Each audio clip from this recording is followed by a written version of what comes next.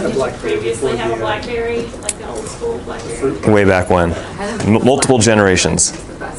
Loved it. Loved it, loved it, loved it. The Pearl, yes. The Pearl had like the 2 letters on each key, but it knew what you wanted to type. It's the best working phone I've ever had. Yes. Yeah. The Pearl was awesome. Okay, why don't we get started? Busy class today. I will quickly introduce Rob Metcalf. He'll be sitting in for the session. He's our guest speaker tonight, but we invited him to be and join us. So in case you're wondering who this strange person is Rob, and we'll do a formal introduction of him in a little bit. Okay, so a couple of housekeeping items. First, the YMCA. Thank you all for your submissions. I think I've gotten back to all of you with feedback, so I have not shared that with Sarah yet. What I plan to do is do my part to build one report that I can deliver to her, taking the best suggestions from everybody, adding in a little bit of my own thoughts. But in addition, I'll also give you everyone's individually, because there's a lot of good nuggets in everyone's report. It'll be a lot of reading. It was a lot of reading for me to get through, but I figured I support it. You would appreciate that. So, yeah, but I think you guys did a really good job on that exercise. I think you are quite a bit developing a good understanding of the process. I think for a lot of you, the majority of my comments were involving more about the structure, not so much about the theory or the content. I think you guys got that pretty well, but it's more how to deliver. So I mean, imagine being a consultant or being an internal, delivering this to a boss or a superior or a client. You really can't just give them the idea. You have to give them the framework and the structure. So that's going to be a lot of what we'll talk about today. And the reading for next week. So next week, last class, no lecture, just in-class presentations. I will give one myself, and then we'll turn it over to you guys. It's going to be a little bit tight on time, and we have, I guess, 13 people presenting, so 10 minutes apiece. That's 2 hours and 10 minutes, so I think we can do it, but it's going to be brief. But again, the assignment is the written document. That's what will be graded. So don't spend a lot of time on the PowerPoint and on your verbal part. I would say do 80-20 or maybe even 90-10, but just have enough that you can stand up here and inform everybody about your program. If there's any questions in between now and Monday, email me, text me, let me know. I'm going to make myself pretty available for you guys if there's anything that you need. So don't wait till Saturday or Sunday and say, hey, what do I do about this? Let me know as soon as you can. Oh, on the YMCA, one last thing. My Indian name was Silent Thunder. I think a lot of you guys took a guess. I am Chief Silent Thunder. It's ironic. Anyway. Okay. Some good guesses out there. None correct. All right. Last week we did the simulation. I'm really sorry I couldn't be here for that. I hope it went pretty smoothly for everybody. Ideally, we would have then taken about an hour to go over it and do a follow-up. So I know a few of you got a bit frustrated with the simulation, and I actually think that the next time I do it, I will make it so that you could do it more than once. I think a few of you guys wanted to take another crack at it when it didn't go quite the way that you wanted the first time. So that's a good lesson for me. As I said, the last time I did it, we did it all together as a group. I just was running it up on the screen, and everyone was shouting out ideas, and we were running it that way. So this was the first time I had you guys do it individually. And for the most part, I think it was pretty successful. I have the results, and most of you guys accomplished the goal, which was really good. So actually, I think what I'll do is I will show you that. So special congratulations to Diana for doing it in the fewest number of moves, 53 moves, and she got 100% acceptance. So best in class. Good job. And I think another special recognition probably to Audrey. She did it also in less than 60 moves and got the requisite number. So you two guys are number one. And for your strong efforts, I've brought you treats from Norway. These are Kvik lunches, which is a Kit Kat. So That's like my favorite candy bar. yeah, so enjoy a quick lunch, as they call it. Yeah. You're welcome. And for the rest of you, during our break, I have a bigger Norwegian candy bar that I'll leave up here, and we'll open up, and you guys can help yourself to that. So what I thought we would do is, do you mind if so what I propose is that we can look at your moves. Yeah. And this is I used a couple of them. If we go through it, I used one, I didn't really know what it did, and I was like, oops. No, I mean. Even things like I would have changed. Yeah, no, of course. I thought this was interesting. I mean, I have to admit, the first time I did this, I didn't do very well. I was trying a bunch of advanced moves and being told that they're not effective or there was not enough awareness. So you guys all did very, very well. I was very impressed. So she started with private interviews, right? Which is what I think everyone probably also did. I mean, it's a little bit of a necessity in order to get access to those interviews for you to read or to listen to what people were saying. You then, second week, did an email. Probably also a lot of you chose that same path. You had to wait a week to do interviews, so then the third move, basically, you did more interviews, right? And then, and so, interestingly, you got awareness, interest, awareness, interest. By week number 5, with a town hall meeting, you got trial. So, I mean, you very quickly got people into the trial phase, which was really good. A lot of people didn't get into the trial phase until many more weeks. Back to private interviews. Used a consultant here. Good. I think that was a move that a lot of people tried fairly early on. Back to an email. More private interviews. Walking the talk. I always think that's kind of funny, walking the talk. But look, it got someone into the adoption stage. I mean, you had somebody in the adoption stage by week 12. I think by far that was the fastest that anybody got into the adoption stage. More interviews. And now this was the one that I was going to specifically comment on.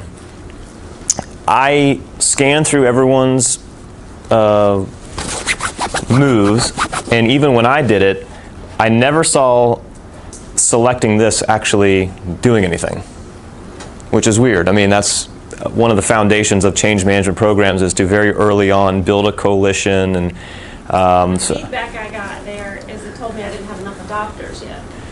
Okay, so you needed to have adopters to get. Adopters needed to be the people in your coalition. Okay. Let's see, I got the same message and tried it again with adopters, Yeah. and then it said the same thing. I tried it with 3 adopters and it got a reject. So it definitely told me that I tried that too early. Okay. And not enough people had adopted. Okay, that's interesting. I didn't get that message, but to me that makes sense. I guess you need to have adopters to form a coalition, but that would have meant you really would have had to skew your efforts to win over a small group of people into adopters before you could even. So I didn't really like how this simulation did not put a strong emphasis on this. A lot of you who succeeded may not have even needed to do this move. So I didn't care for that. But then you went by week 19, town hall meeting, again CEO support, although that didn't do anything.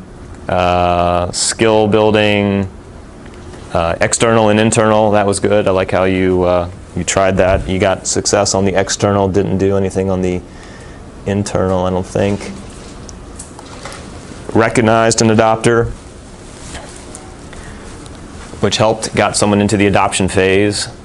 Town hall meetings, walking the talk.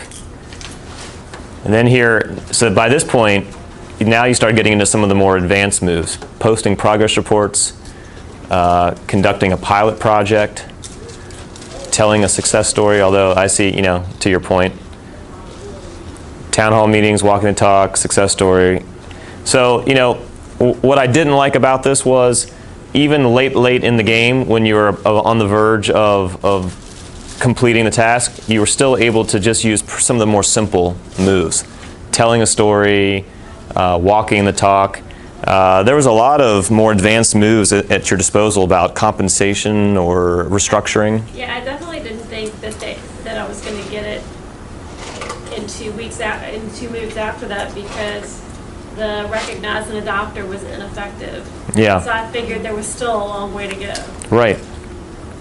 Yeah. So So late in the game, you would think that would do something. So, for those of you that either didn't get 100% or the 95% or took the full 90-something weeks, I mean, rest assured that it probably wasn't for bad strategy. This program has a little bit of a funny linkage between your moves and the success rate. But I think it did matter. Looking at this, I tried to look at the social network to see who took it. Yeah. So I think that had an impact. Yeah, and to be fair, I don't know if you guys saw it. I didn't verbalize it too much, but the name of this simulation is called Power and Influence.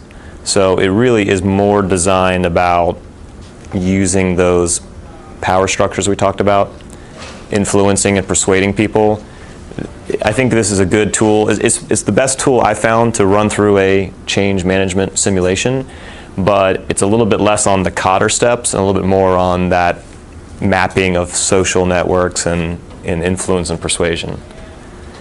But any reflections from anyone who did it? I know there was Kevin? I thought it was interesting that every time I directly confronted a person in opposition, it worked.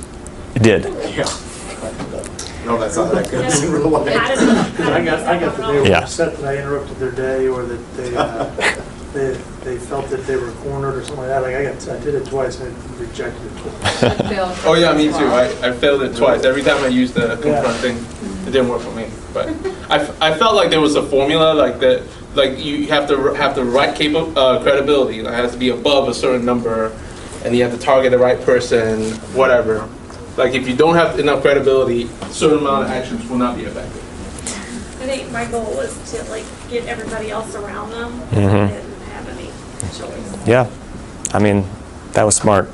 And actually, we didn't emphasize this at all, but in one of the reports that you can run, it will look at your moves as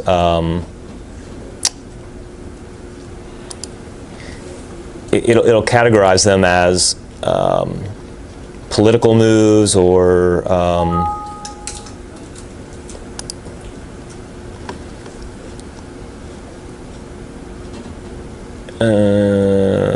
well, this one doesn't show it, but there's a chart that I saw where it was categorizing your maneuvers in terms of its technique.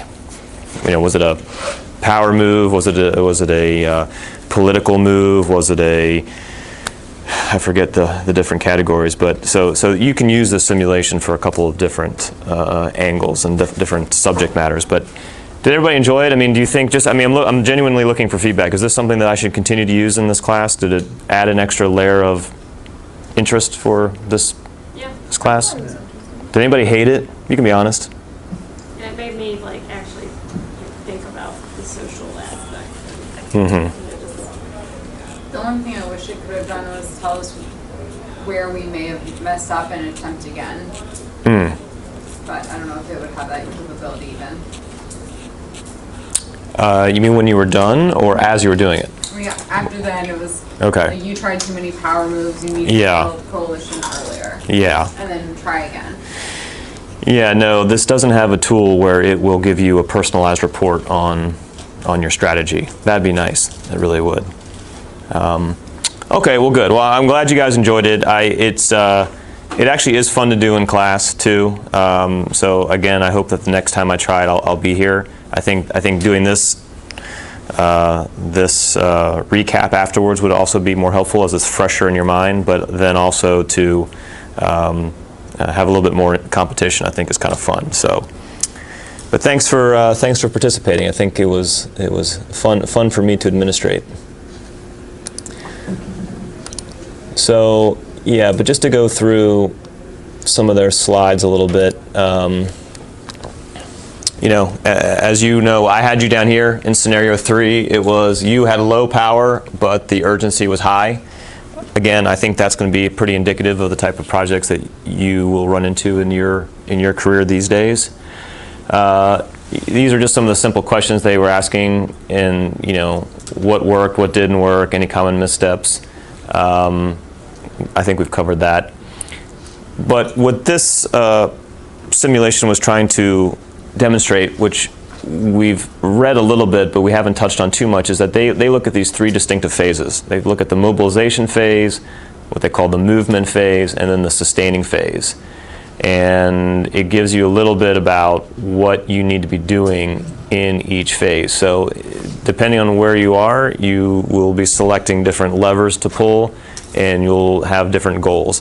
A lot of you touched on that type of thing with the YMCA case. You didn't necessarily call it these names, but which is okay. But I think everyone started to intuitively understand that early in the change process, it's more about building up the organization, getting a structure in place, and by the movement phase is when you're really trying to exert the influence and try to win over the resistors. And then everyone seemed to touch on the fact that there needs to be some sort of lasting, sustaining program so that it doesn't regress back to what it was before. So this is getting a little bit more advanced, but I think I take for granted everyone understands implicitly that this is the natural progression of a program like that. So this is what they were suggesting. In you know, for every individual, you have this awareness, interest, trial, and adoption. To me, this feels a little bit like the 7 stages of grieving. You know, I mean, everyone has to go through all these different stages in order to get to acceptance. And there's probably something to that. I think some people will be able to jump very quickly, and those were the people who became your allies, the ones you were able to convince over pretty early. You had a couple people that were high resistors, and the reality is, in most cases, you're going to always have people who stay resistors. So it's a little bit unreasonable to think you're going to get 100% adoption, but it's a noble goal in an academic exercise. So what I did like was they did try to frame the Cotter steps in this framework. So of course we've talked about all these before, and they categorized 3 of them in this early mobilization phase, these middle section more in this movement phase, and then some of these more advanced topics in that sustaining phase. So I thought that was a nice way to put that for you guys as you start to think about how you would organize your programs. And then this was interesting too. This showed what credibility you needed in order to in order to implement one of these levers, but it also talked about how disruptive it was. So getting a consultant support, you didn't need a lot of credibility and had minimal disruption, right? But if you wanted to restructure the firm, you need full credibility, and obviously that's a very highly disruptive step. So in a very analytical way, it shows this this matrix of where you need to be in your credibility stage and what these different maneuvers would do to the organization. You can't go for a highly disruptive step in the early phase. And much in the same way that I wouldn't have thought something like a town hall meeting would have a lot of impact in the later phases, but it did seem to. So using our situation, high urgency, this just puts it in a little bit of a different way. So if you guys had seen this before, I wonder if you would have changed some of your moves. I don't necessarily know, because I still don't think that it, you know, I mean, to me, issuing emails and telling success stories, you know, those are things that should be done. Well, I mean, and they show up in a couple places, but I wouldn't have thought this was on that list. You know, and this coalition, build coalition is here and here, but it's not here. So, you know, I don't know, a little bit hard to reconcile, but this is at least what the teaching guide suggests. So, that being said, the slides will be posted if you guys want to do any sort of a if you're a masochist and you just want to relive the pain of this exercise, you can go on and see if anybody really wants, I could probably find a way to re-trigger it so you could do it again, but I don't suspect anybody wants to do that. Any other comments on this before we move on? Okay. All right. The case for today, buses for democracy. Who wants to start off? What did you guys think? Pretty intense. Yeah. It's a big effort. Scary. People getting shot, threats, assassination attempts. So this goes to show you that being a change agent can be scary. Jason. So to me, it seemed like a good example of where you had, throughout the case, they started to develop relationships even with these taxi coalitions, like the leaders. So you had the top six, you had the GEJ, The greater yeah. Johannesburg. So they Yeah. started to get some of the leaders on the ship, Mhm. but I think they had a hard time trickling that down to the actual drivers and the people that, where the rubber meets the road. Yep. So I thought that was a good example of that. It was really long-winded, I think. There was a lot of stuff in the case, and it took a long time to get there. Yeah. So by the time we get to the end, that's kind of the big theme of the rest of it. Yep. No, that's right. Yes, Ivy. One thing I found interesting too is relationships are really important, but I also think from a change management perspective, being cognizant of culture, a lot of the resistance to me was around this idea of like status and like Yeah. being able to have like money and kind of people who were in situations where they were just surviving. Yeah. And so to make a change when people have a survival mindset is really challenging. Like people will Sure. do things to defend themselves, like unfortunately kill other people. So I thought the relationships piece was really important, but not only that, this process is going to take a really long time. So I did some outside research Okay. on the Reavia, and apparently they're on strike because they're concerned about their wages. But not only that, I think 10 people got shot. So they're still struggling a little bit. Sure. Yeah. Around this whole like public transportation. Yeah. But, I don't know. Wikipedia did say they have the best bus transit system in Africa, so the entire continent. Well, yeah, to your point, as I read the case, my interpretation was that the taxi drivers were very much against this because at that time in that community, this was one of the main ways you could lift yourself up to be a person of high regard. You had money, they said once you buy one taxi, you very quickly buy two or three, then you become an important person in the community. And so to have a program where now they would no longer be the owner and operators, but instead be a government-led program, that was threatening to them because now there was a potential where they would lose their conduit of obtaining this status. I'm sure money was part of it too, but the case tried to frame it more along the lines of being an important person in the community. And it also was very long. I think this case, you're reading it, it started in 2006, and this was for the World Cup in 2010. So this was a 4-year program, so a long time. And, I try to put myself in the shoes of, and I'm not even sure who the authority figure would be. I'm not sure if it was the mayor or, the president of the ANC or whoever, but I can just imagine that a lot of people at high levels in that country were focused on this soccer tournament. There was no need. Everyone understands what the urgency was, right? I mean, that's a given in this case. But can you imagine if you went to Eric or not Eric? I'm sorry, the minister. Oh gosh, the names in this case were really hard. But can you imagine? I mean, not being intimately involved in this program and just understanding that. Well, I'm having a town hall meeting, but the top 6 are boycotting. They're not even coming. They're not even coming to the table. And then all the progression. I mean, this was a really slow burn. And I mean, I can imagine in maybe more Western societies, there would have been a lot more impatience. Like, hey, we need to get this going. You know, finally someone had just said, hey, you know what, forget it, just do it. Just shove this program down their throats because we just need this to happen. So I have a lot of respect for the fact that, at least the way the case paints it, they took a lot of time and care to execute it.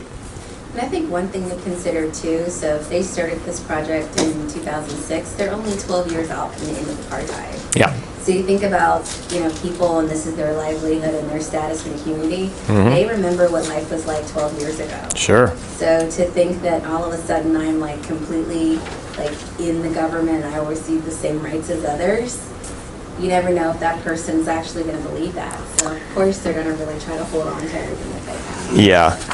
I think trust was a big part of this. Yeah, Jason. It's interesting how Botchwayne, or how the main character had to deal with a different, it's like a mafia mentality in the taxi service, public transportation. There was one part where you know, he kind of talked about his background, and then how it said, you know, they would claim territory, and then if anybody would step on their territory, they would, you know, react swiftly. And then saying if you didn't have this certain ethnical heritage, Zulu, don't even think about it, you know, he's not having credibility. And he had his work cut out for him, for sure. He did. Yes, Natalie? Going off of what Ivy mentioned, I think one of the problems they mentioned towards the end of the case, that not all taxi operators were on the route that was first starting, so some were left out. So here were people who have been left out, remember that, and now they're saying, hey, there's this big new great thing, but only some are included again. So I think that led to some of the high emotions. Absolutely.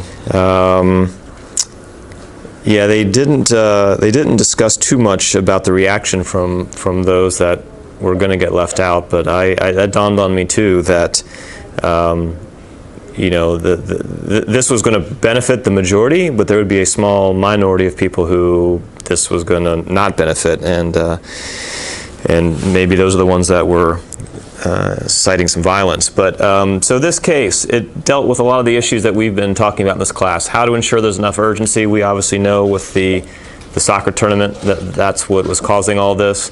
It touched on building a coalition, communicating to get the buy-in, and then maybe a little bit more than some of the other things we've been talking about, dealing with resistance. And you know, and this was real resistance, right? I mean, these were people who represented large groups that distrusted each other, would often launch assassination attempts against one another.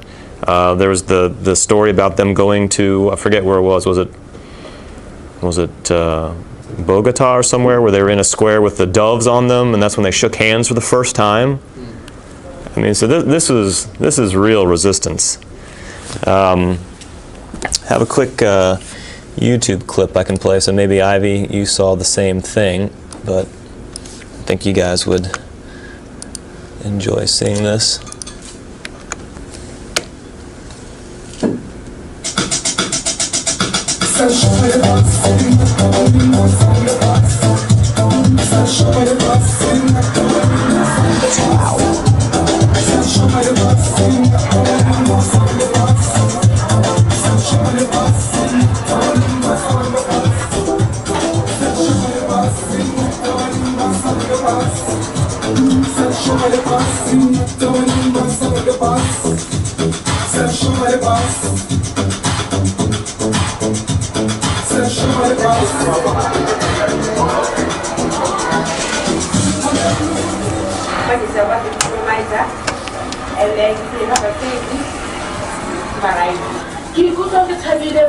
Because John Batman says, people are by promote child, we are fired out. Honor John was stranded in Kayaga, Central CDC.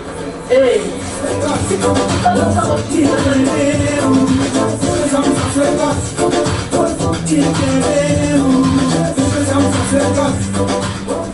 Itadile kwana mabese bara ihule kitwa hule handi kona jeju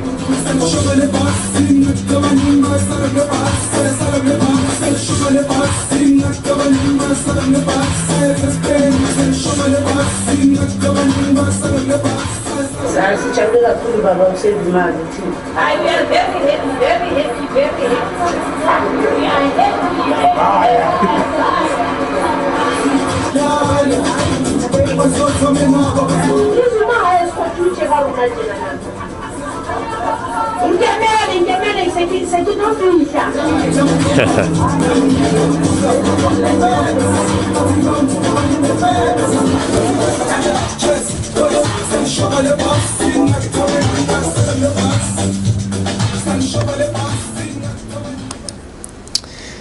So I did not do follow-up like Ivy did to see how it's going today, but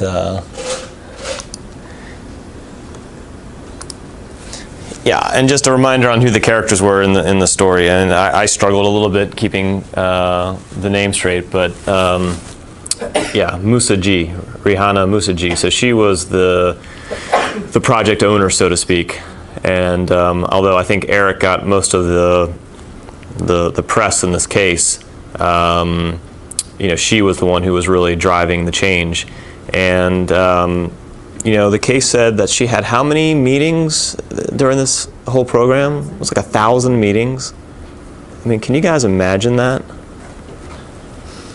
So, I mean, I go back to the Jess Westerly thing. She sent out an email, you know, hoping that would work. I mean, can you see the difference between that technique and this? 1,000 meetings. And a lot of them probably in secret and in private, because at least early on, these were not meetings that people would want to be seen at or want their constituents to know that they were going to. An amazing change effort. I also think that the case has some nice description about how, as I talked about, when you need to appeal to people's emotions. It's not just about the statistics. It's not just about laying out this analytical framework. In the case, Eric hired a consultant, right? Even he had a bit of a tough name to pronounce, Scribsek. And says, Scribsek encouraged Eric not to dismiss the project. I told him, Eric, this is a big thing. Who are you, Eric? What ambition do you have? You are a taxi man on your own. You have 3 or 4 taxis, and that brings you some bread and butter on the table. But have you opened any opportunities? Where are you leading your members? You know, so it's that sort of emotional plea that connects with people. And I think all the characters in this story recognized that they were doing something bigger than themselves. They were going to be leaving a lasting legacy for the city of Johannesburg, and that I think the mayor said to Musaji, you know, what evidence will there be when this football tournament is gone? What evidence will there be that we did something good and it's going to be the bus system? So, not that everyone's change management projects will have this type of lasting impact, but what you guys work on really will have a lot of meaning. We can look at Sarah. I mean, Sarah, how many families has this Y program touched over the years? Oh. Tens of thousands, right? Actively, we don't have that data. I mean, but it's, not to put you on the spot, but it's huge, right? This year, 1,100 families. 1,100 families just this year. And as I think I told you guys, I did this program with my father when I was a kid. So no matter how small you may perceive your role in something, some of these change programs can have really lasting impact on society. So keep that in mind. Any other comments on this case? Anything else strike you guys as particularly interesting?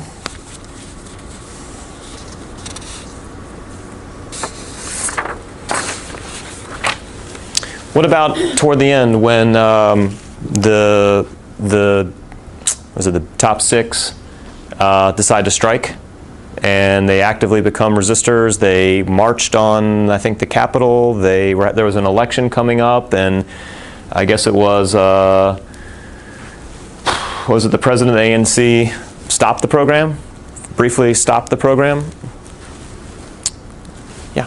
Well, I thought it was a really interesting case because in this case, any incentives for the taxi drivers to kind of come on board with a new thing was actually a danger to them because there was so much violence that if you were on board with it, then you could get killed. Yeah. Other people thought you were a traitor or Mhm. whatever. So I A sellout, I think they called them. It'd be a sellout. yeah, sell out to the yeah, government. You could die from, Yeah. from it. So I thought it would be really difficult for them to find incentives that, or an incentive system that Mhm. actually worked. And I think that that's sort of what happened at the end when they realized Mhm. that they started kind of revolting again. Mm-hmm. But I don't know what I would have done. I don't know how you work around that. Well,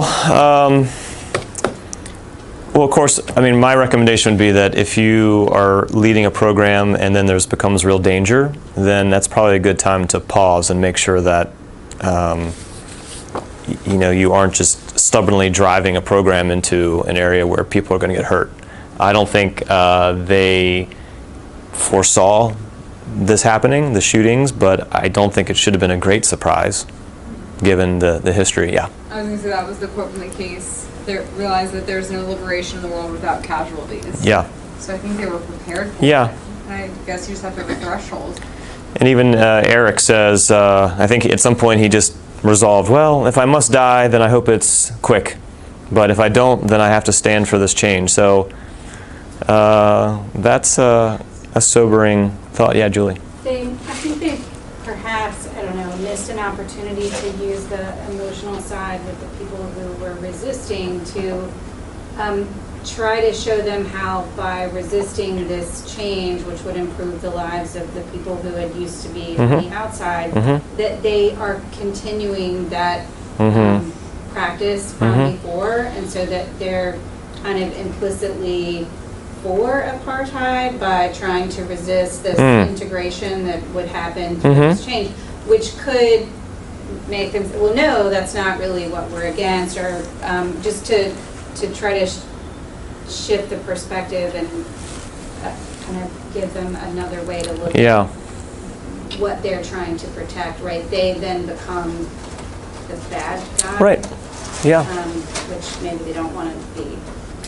Yeah, no, I think that's a good point. I don't think they accentuated that point very much, but I do think that it was clear that the leaders were trying to make it clear that this was for the greater good and a bigger cause. And I almost think that in a way, at the end, they had to back off of that altruistic lever and go back to, okay, how can we make these individual taxi drivers sign on board? We got to come up with an ownership structure or a licensing structure where, you know, everyone's for a better transportation system, but no one, or not everyone's for it if they are going to be directly hurt in this. So, in some ways, I felt like they went out with this broad, sweeping vision of the future and you know, opening up the doors to better mobility of society. And then at the end of the day, they said, well, all right, but you know, what will it take to get you guys to actually give up your taxis? And I think that's common in a lot of these change programs. You have to balance the emotional and the vision part with the practicalities of how do I get someone to adopt it. I got to find something that actually appeals to them on an individual level. And it tends to be an incentive. We often think financial incentive, and in this case I think it was, but it's not always financial incentives. But you need every person to believe that it's in their best interest, selfishly, to adopt the program. That's a good point, Julie. I like that. Trust. How was the trust built? A lot of different angles, right? At one point, I think the government even paid for technical advisors, right? So, in other words, they wanted to show that we're not adversaries. We're your partners. We want this to work out. It's interesting to compare this and the Penguin thing. Yep. That both of trust in both of those situations was built by a trip.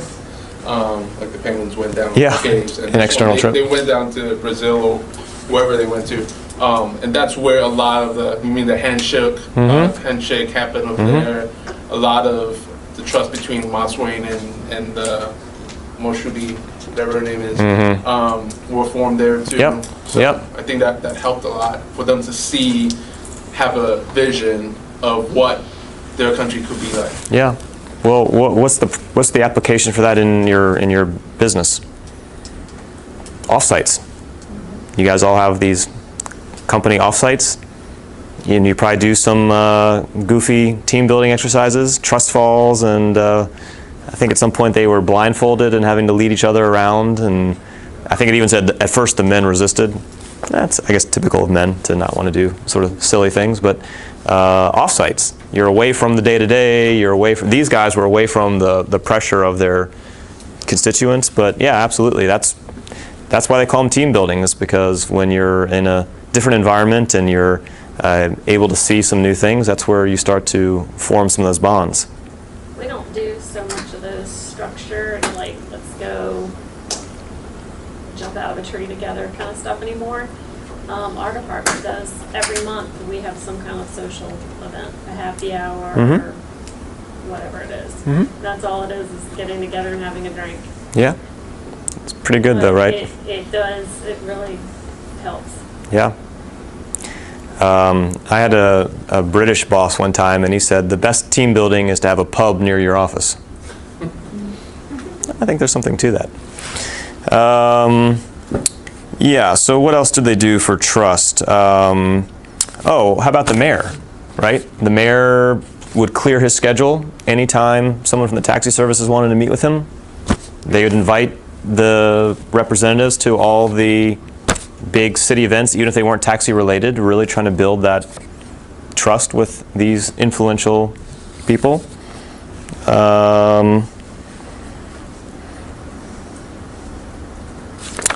Yeah. I think they did a good job with Eric, because he had a background being a taxi driver. At least he had some sort of credibility. He could relate to their calls and what they stand for, what they do. So that would probably help to build some credibility and trust. I think, yeah, I mean, I think just the fact that these two taxi guys were literally risking their lives, that would earn my trust. I mean, if you show up knowing that you're going to get yourself in harm's way, then I believe you're fully engaged in the process. So yeah, I think this was a key thing though, because as Ivy said, this was pretty recently from ending apartheid, and there was a new government in place, and I'm sure there was not a long history of trust in the government, and there were taxi drivers that had built a business using the old rules, and they were of course concerned about the new rules. So in this case, I think trust was really important. So how'd they get the buy-in? To me, it's just all those meetings. The Norwegians have this saying about the drip method. They don't like to come out and strong-arm anybody or strong-arm a concept, but they believe in this slow drip. The idea takes time to form. To me, 1,000 meetings, that's got to be a bit of a drip.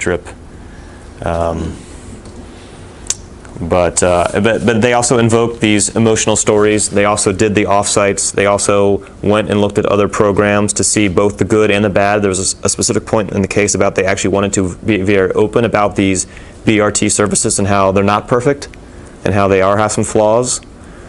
So I thought that was very, very smart.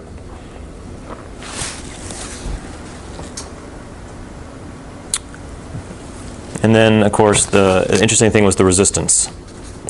Big resistance, strong resistance.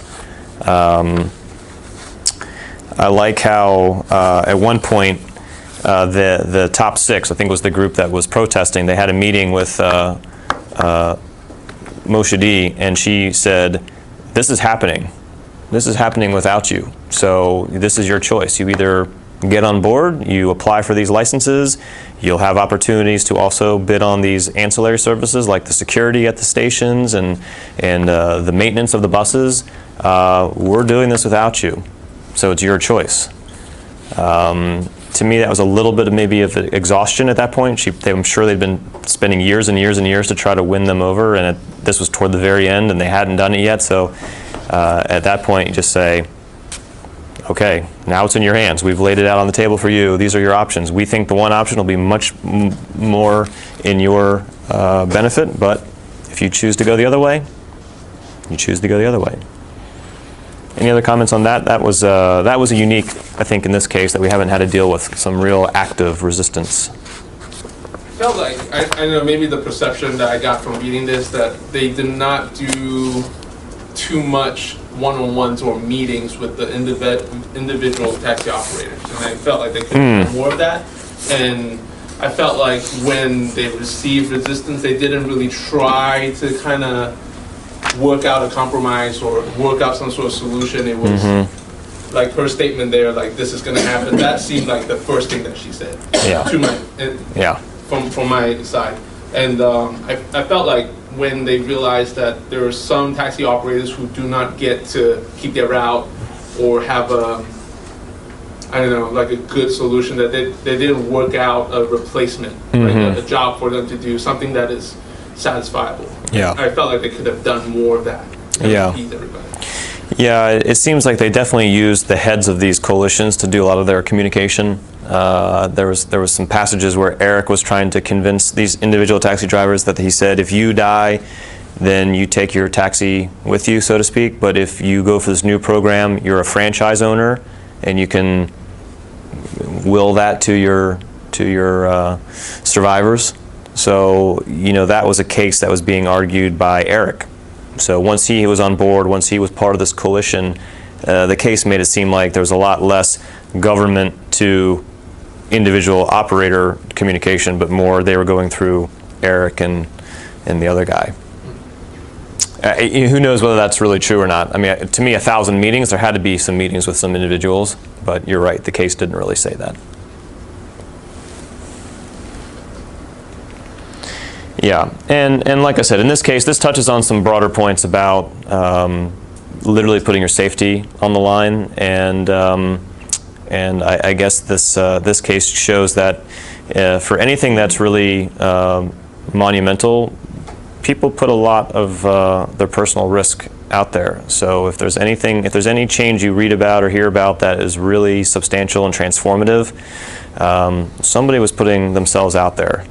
Whether it was, you know, the Berlin Wall coming down, or you know, ending communist rule in the Soviet Union, these politicians, I mean, they definitely exposed themselves. So, in not an extreme situation like this where there's violence, but in an area of our plant, we tried to make some changes probably 4 or 5 years ago, and we had folks just not show up for work, calling in sick. And that's another time when you realize we either went too quickly or we didn't properly incentivize, whatever it was. But yeah, folks were taking sick time or vacation at the point. Yeah. That's a way to strike without formally striking. Yep. Yeah, so I mean, I don't know. I was inspired by this case. I thought it was really amazing to read about this event. It really gives you a profound respect for leaders in the community, and it also makes you understand just how hard it is to do big change programs on a massive scale like this. You know, this is a massive scale. This isn't a 1,000-person company or a 10-person department. This is a huge program. So they're not fast. These things take a lot of time. Arguably, you have to be very, very structured in the way you do this. And but in general, you just need a couple of really connected, well-respected, trustworthy leaders that are willing to step up and do it. So I was really inspired. When I first read this case, I was really inspired, and I thought you guys would enjoy reading it. Any other comments on this before we take a break? Yes, Audrey? Do you think that there was anything that they could have done to prevent the sort of blow-up that happened at the end? Because it asked that at the end of the case, but I thought they did such a thorough, great job that it was really hard for me to think of what they could have done differently. Yeah, I mean, I can't speak intelligently about you know, that community and you know, the violent culture that was there at the time. So it's a little bit naive for me to say, well, they could have had some more security, or they could have, you know, if this was in Norway, this wouldn't have happened, right? Because that culture doesn't thrive on violence like that. But I think the reality is that is the go-to solution when there's unhappiness and disgruntled. So I doubt probably anything really could have changed, but the only thing I could think of is that maybe they could have left the parallel system in place too, quietly allowed the independent taxis to operate for 6 months while the new program was going on, and then they could have reevaluated it and said, okay, now full shutdown or something like that. But I think that probably would have slowed their momentum if they had opened up for that type of parallel system. I think they were just too committed to going to the new one. All right, well, good. Well, let's take a 10-minute break. Let's come back around 7:15. Thanks.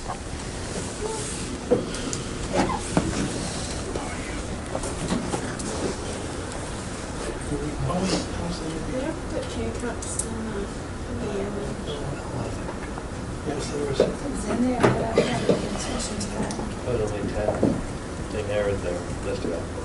Should tell the leadership council Say that one more time. what's on it.